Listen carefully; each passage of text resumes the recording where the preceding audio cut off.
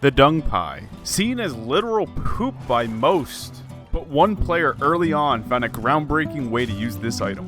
It's a projectile in Dark Souls known for its ability to build up toxic status effect, both on the enemy and the user. For those who don't know, toxic status effects are actually pretty deadly. They last 10 minutes when fully applied. The Dung Pie in particular deals 4,200 damage over those 10 minutes. Toxic also reduces the rate at which stamina regenerates by 15 units per second. Today, the many uses for Dung Pie are widely known. They can be traded with Snuggly the Crow for Demon Titanite. They can be quote-unquote sold to Framp for 200 souls each. And it can be used in PvP to apply the toxic effect, apply pressure to a match. People also use it as a reliable way to reduce health for the red tier stone ring to be activated. But it wasn't always like this. There was a brief period in time where nobody was talking about this item. Day 1 of Dark Souls release in North America, October 4th, 2011, there weren't any discussions online about the Dung Pie whatsoever. This would change the next day, October 5th.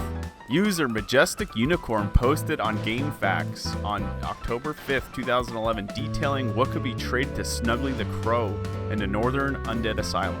The Dung Pie trading for Demon Titanite was one of those items captured on this list. This list was then expanded and posted on Reddit October 8th, 2011. The Dung Pie's ability to store souls was discovered on October 13th, 2011, once again from GameFAQs. This was met with some mixed reviews, people not really seeing the value in banking souls like this. Almost 1 year has passed since the launch of Dark Souls without much further discussion on the Dung Pie. Posted September 29th, 2012 on GameFAQs, a little under a year from Dark Souls' North American release. W.S. Burrows was struggling on the Capra Demon on his NG Plus playthrough with a build having less than 16 strength. For those who don't know, Capra Demon is notoriously difficult for several reasons.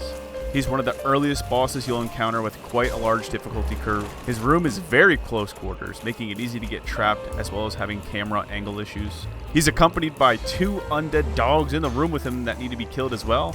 And unfortunately, if you die, the run back is absolutely horrible. It's a long path filled with undead assassins and undead dogs in the path. His post details on how to kill the Capra Demon without even entering the fog wall. Simply throwing Dung Pies over the fog wall itself will kill him. His post details needing at least 4 Dung Pies for the application of the toxic status effect on the Capra Demon.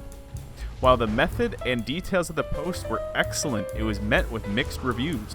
A lot of people saying that the fight is easy as is and you should do it the right way. How disappointing and lame. It's a shame that a game with Prepare to Die on the box entices so many people who will look for any way to cheap away challenge. If you're going to endorse a cheat, please don't go into denial about it and try to argue that it was totally intended for you to be able to hit enemies while they're utterly defenseless and no way to do anything about it. Or even be aware you exist and engage in the fight yet. And if it wasn't a hard fight, people wouldn't need to find a way to cheat the fight by killing him before the fight even starts. This would all change in the upcoming months. About a month later after the GameFAQs post, on October 16, 2012, this method would be documented on YouTube from user Quenchberry's Ever So Crunchy. His video shows the same method discussed in the GameFAQs post, but also includes where to buy the Dung Pies and better aiming using the bow as reference. This video is straightforward, but it is a bit lengthy, it's pretty quiet, and the guy's just recording his TV. So we're not seeing as much engagement on this video. On January 20th, 2013, this method would be documented by user Chris is Warchild V1 on YouTube, titled Dark Souls How to Cheat the Capra Boss Fight. He would post the video demonstrating the method. Now on YouTube, this video was met with much more positive reviews. Use this trick to kill the Capra on my no weapons, no shield pyromancy only run. Thanks, Bromaster. Very nice video, War. I played the game over 10 times, but I never thought of that. Man, you reminded me of the nightmare that was the Man-Eater. Man, that boss was hard.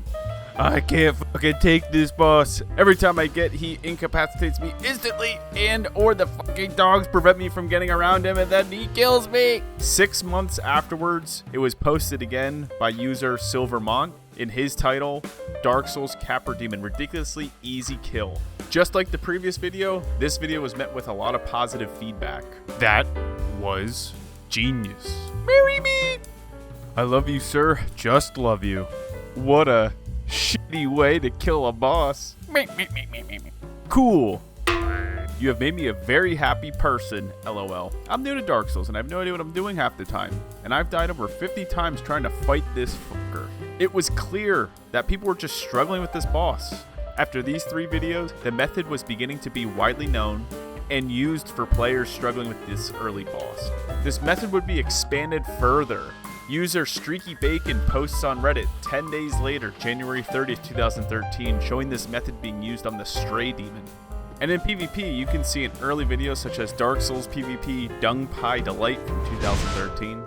Ouroboros also has a very interesting guide from March 4th, 2013, where you use the Dung Pie on yourself with the red Tearstone ring equipped, which increases stats that benefit from attack power by 50% when you're below 20% health. This build also utilizes the shield Sanctus, which provides 2 health points every 2 seconds, which can help offset the status effect for Toxic.